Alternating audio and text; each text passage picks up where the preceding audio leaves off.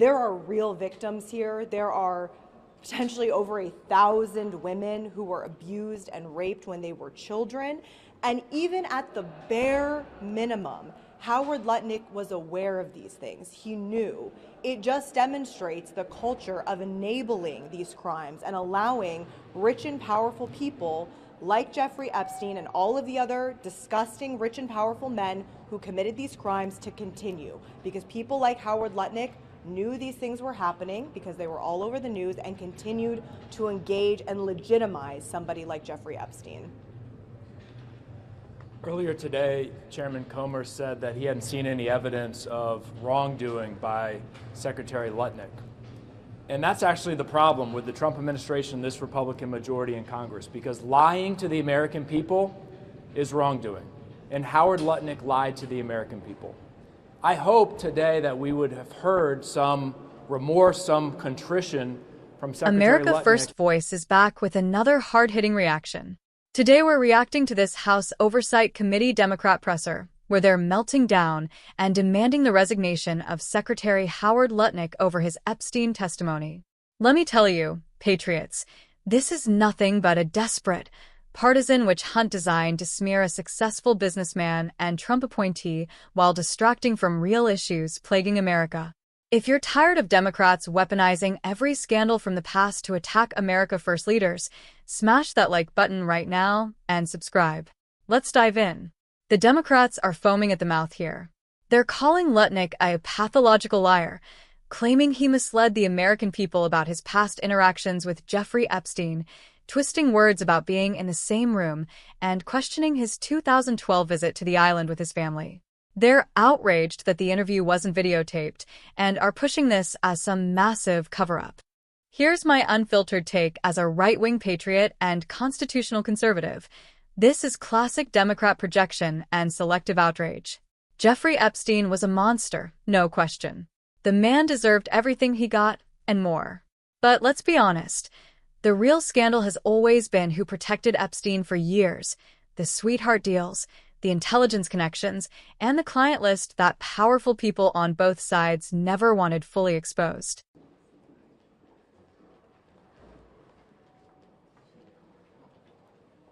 Well, now we know why that interview was not videotaped. If Donald Trump had seen the video transcript, he would have fired Howard Lutnick. It was really embarrassing.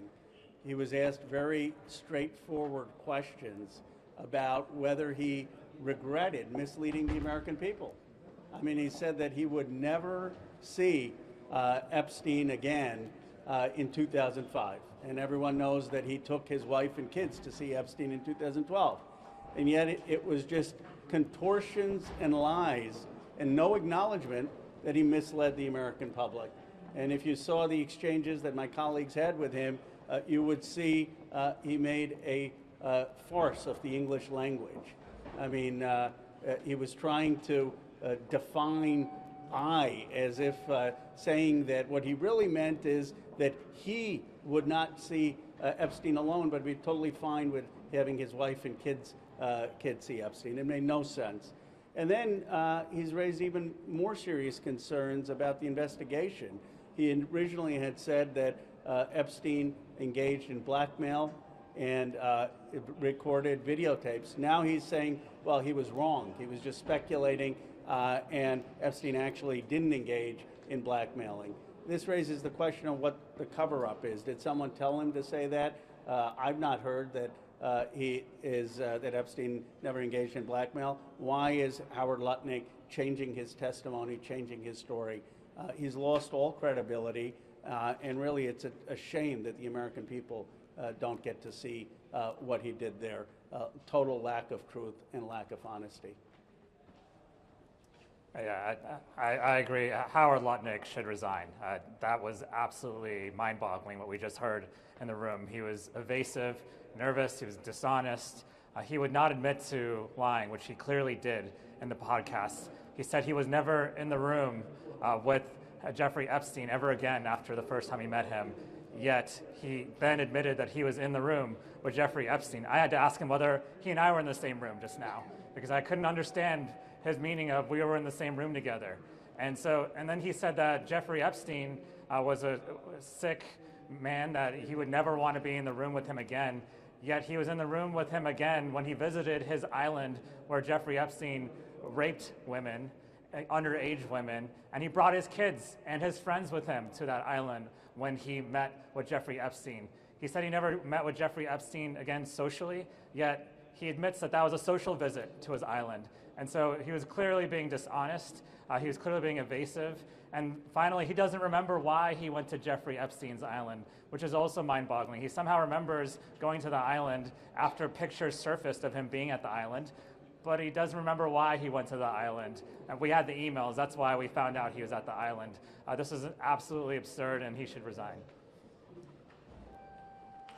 Good afternoon, Congresswoman Ansari from Arizona's 3rd District. After what we have seen so far in this transcribed interview, I feel very comfortable saying that Howard Lutnick is a pathological liar who is enabling the most egregious cover-up in American history. We have now gone through the timeline of events with him in detail, in excruciating detail, from when they met in 2005. This is Howard Lutnick and his wife meeting Jeffrey Epstein. He described it himself in great detail on a podcast last year where he said that they went to his home, they took a tour, and allegedly were so uncomfortable after seeing the massage tables in Jeffrey Epstein's home that Howard Lutnick went on this podcast to tell the American people that he himself, and my colleagues referenced the definitions he tried to change of what he meant there, but he said that he would never socially or professionally be involved or be in a room with Jeffrey Epstein again. Then in 2012, he took his family and his staff to Jeffrey Epstein's island. I focus my questions today on how he could have done that if him and his wife were truly so uncomfortable, especially when in 2008, we know that Jeffrey Epstein was accused and the sweetheart deal took place for soliciting a minor. Howard Lutnick tried to tell us in that room that he essentially didn't know any of that. I asked him, how did I, as a child at the time, see this all over the media about Jeffrey Epstein, and you, an adult who was this person's neighbor who had engaged with him before, how could you possibly not have known? I mean, the level of the lies that are taking place inside that room without video is unbelievable and part of this egregious cover-up. I recommend that every single American, when this interview is released, read the document in full. You will see Howard Lutnick use phrases like how it's inexplicable and unsettling that he went to the island. That's how he defines it himself. It's inexplicable how this happened. He also tries to define all of their interactions as quote-unquote meaningless and inconsequential. I think he's used those terms about 20 times so far and continues to use them. So I will just end by saying that there are real victims here. There are potentially over 1,000 women who were abused and raped when they were children. And even at the bare minimum, Howard Lutnick was aware of these things. He knew. It just demonstrates the culture of enabling these crimes and allowing rich and powerful people like Jeffrey Epstein and all of the other disgusting rich and powerful men who committed these crimes to continue. Because people like Howard Lutnick knew these things were happening because they were all over the news and continued to engage and legitimize somebody like Jeffrey Epstein. Earlier today, Chairman Comer said that he hadn't seen any evidence of wrongdoing by Secretary Lutnick. And that's actually the problem with the Trump administration, this Republican majority in Congress, because lying to the American people is wrongdoing. And Howard Lutnick lied to the American people. I hope today that we would have heard some remorse, some contrition from Secretary Lutnick for flat out lying to the American people. Instead, what we've heard thus far is hours of testimony where he's attempting to redefine the meaning of the word I.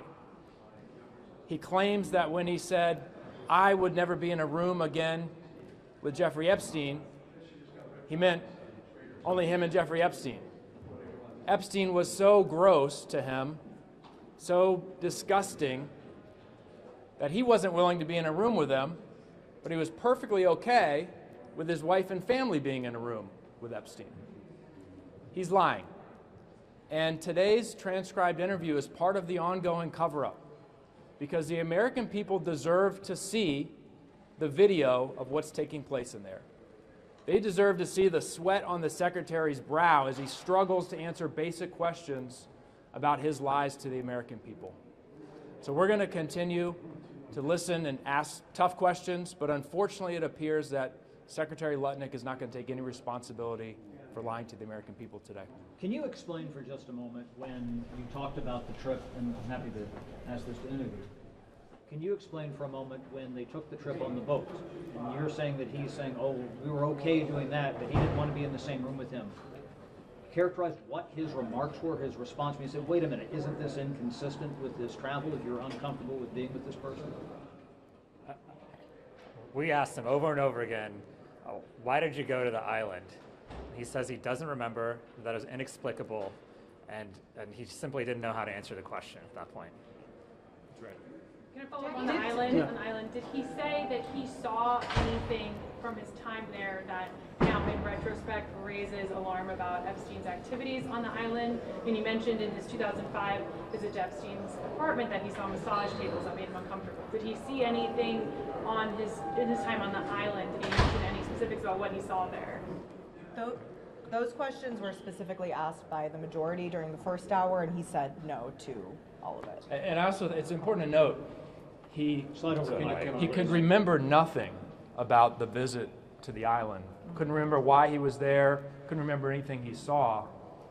Apparently, he could remember in great detail the 2005 visit to the townhouse and the massage tables that were there. Now, 2005 is 7 years before 2012, so his memory was sharp with respect to 2005, but dull with respect to 2012 and the visit to the island. And this is why this is such a cover-up. I mean, he refused to say there was any blackmailing, even though he thought that happened in the past. He refused to say that there was any video recording, even though he said in the past that Epstein was video recording these young girls. He refused to say anything abnormal about Epstein's island. So someone obviously got to him from the administration. In fact, he said he talked to people in the administration, and that's why he's changed his tune. And the question is not just why he's lying. The question is why he's covering up, why he's no longer willing to share what he knows about Epstein's abhorrent behavior. Can we follow up on what you just said about, did he talk to President Trump ahead of this interview? Did he talk to people in the Trump administration? He said he did not talk to President Trump. Why do you think Secretary Lutnick agreed to appear voluntarily? Did he address that at all? It is significant that he's the only cabinet secretary that has appeared for this. He didn't want to be subpoenaed. I mean, he knew that we have the Republican votes to subpoena him, just like we did with Pam Bondi. And it's the first time that a cabinet member has been subpoenaed. What I expected, honestly, I expected him to say, well, you know, I regret what I said on the podcast. I should have had been transparent about this incident with the family. Nothing happened that was terrible, but you know what? I should have had better judgment. And here are the things I know about Epstein. He was a disgusting person. Let me try to help in the investigation. He did none of that. Can I ask two questions to follow up on what you just said, Congressman Khanna? You mentioned that he spoke to members of the administration and then he changed his tune. Did he say who exactly he spoke to and when he spoke to them? You want to take that? You asked that question? Yeah. Sure. He could not recall who he spoke to in the administration. It's also important to note he was asked by a number of us if he spoke to President Trump about today's testimony, and he refused to answer that question. He did say he didn't speak to President Trump or Donald Trump when he was not president, but he would not answer the question as to whether he spoke to President Trump about today's testimony. And then secondly, the secretary had told you guys that he found the invitation to the island to be unsettling, how his assistant knew that he was in the U.S. Virgin Islands. Did he talk about why he accepted an unsettling invitation? This is what I was asking during my line of questioning. Why did you go when you were so clear on this podcast and you've described in great detail that you and your wife were so alarmed by this person and did not want to ever be in a room with him? And to the point of the statements that he had made, I mean, they were very clear statements that I would never in a social, professional setting be in a room with this person. And then we later got him to admit that visiting someone's island and having lunch with them is in fact considered a social situation. And so no, he would not, and I find that extremely unbelievable. I mean, I think of all of the depositions that we have done so far, I find Howard Lutnick to be the least credible with the way that he just refuses to acknowledge how misleading his statements were. I mean, quite frankly, he lied in the podcast, but he refuses to acknowledge that. He still is trying to stand by the fact that he was truthful in those statements. Behind you, did the secretary, I haven't gotten a question yet, sorry. Did the secretary indicate whether or not he had had any business dealings with Jeffrey Epstein, and more specifically, whether they invested in the same company? Yeah, the Republicans asked that in the first hour. He did admit that a subsidiary of his company was invested in a company that Jeffrey Epstein was invested in as well.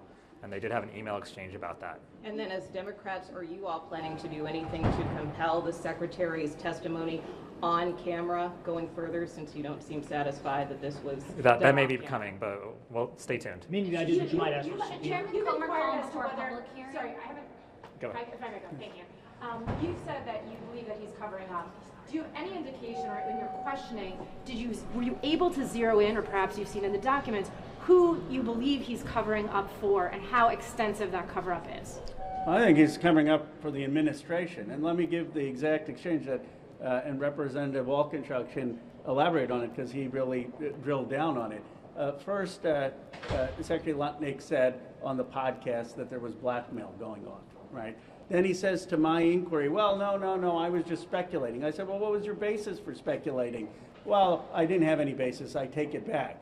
You know, it seems like this is the administration's modus operandi, just speculate with no basis. But here he's saying, okay, I take it back. So then I said, well, why did you take it back? Well, I talked to administration officials. Then Representative Walkinshaw asked him, well, who did you talk to? And he says, well, no, I just learned about this in public.